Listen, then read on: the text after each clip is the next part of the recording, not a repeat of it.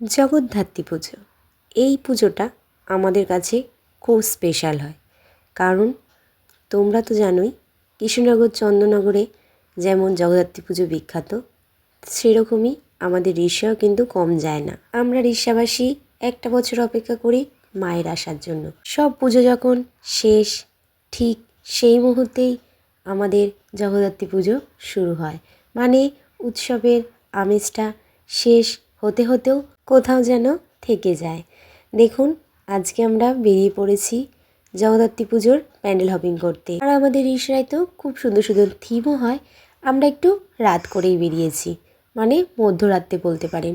আর এবার কিন্তু মাম্মামকে সাথে নিয়েই বেরিয়েছি। এত সুন্দর সুন্দর থিম যে একবার দেখলে চোখ ফিরানো যাবে না। আর সেই কারণেই আমরা এবারও মিস করিনি। প্রথমে ভাবছিলাম মাম্মামকে নিয়ে কি আমরা পেরে উঠব, কিন্তু সাহস করে তিনজন মিলে বেরিয়েই পড়লাম। কারণ মা আবার আসবে একটা বছর পর, তাই আর দিনটা মিস করলাম না। দেখুন, আমার মাম্মামও কিন্তু পুরোদমে আমাদের সঙ্গে সাথ দিয়েছে।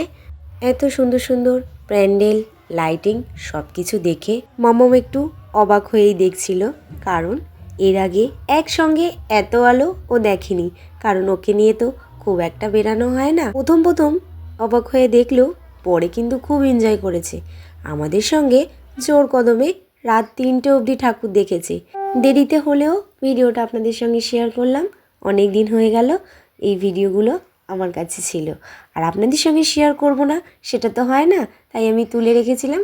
আসলে সময়ের অভাবে আমি আপনাদের শেয়ার করতে পারিনি। মাম্মামকে নিয়ে আমি সারাদিন এতটাই ব্যস্ত হয়ে থাকি যে রোজ আমি ভিডিও আপনাদের সঙ্গে শেয়ার করতে পারি না, কিন্তু চেষ্টা করব আপনাদের সঙ্গে ভিডিও শেয়ার করার। আশা করি আপনারা পাশে থাকবেন আর আমাকে একটু উৎসাহ দেবেন। এই পর্যন্ত আমরা কিন্তু অনেকগুলোই থিম দেখে নিয়েছি। হ্যাঁ, আপনাদের সঙ্গে হয়তো আমি সব ক্লিপগুলো শেয়ার করতে পারিনি, কিন্তু কিছু কিছু ক্লিপ শেয়ার করলাম। আপনারা দেখে কেমন লাগলো আমাকে কমেন্ট বক্সে জানিয়ে যাবেন।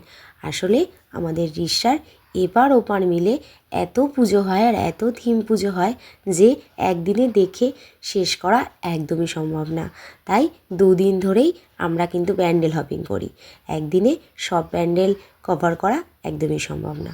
আর আজকে আমরা ওপারের যত সুন্দর সুন্দর থিম প্যান্ডেল সব কিছু দেখেছি রাত জেগে, আর তার সঙ্গে সঙ্গে খুব এনজয়ও করেছি। আসলে এই কটা দিন আমাদের রিষা দিন আর রাত দুটোই মনে হয় এক। আসলে এত রাত্রে ঠাকুর দেখতে বেরিয়েও মনে হচ্ছে না যে এত রাত হয়েছে। রাস্তায় পুরোদমে লোকের ভিড়, একদম গিজগিজ করছে। আমার এই ছোট্ট ভিডিওর মাধ্যমে আপনাদের আমি রিষার জগদ্ধাত্রী পুজোর কিছুটা তুলে ধরলাম। কেমন লাগলো আমাদের রিষার পুজো সেটা কিন্তু একদম জানাতে ভুলবেন না। আজ তবে আসি, দেখা হচ্ছে নতুন একটা ব্লগের সাথে।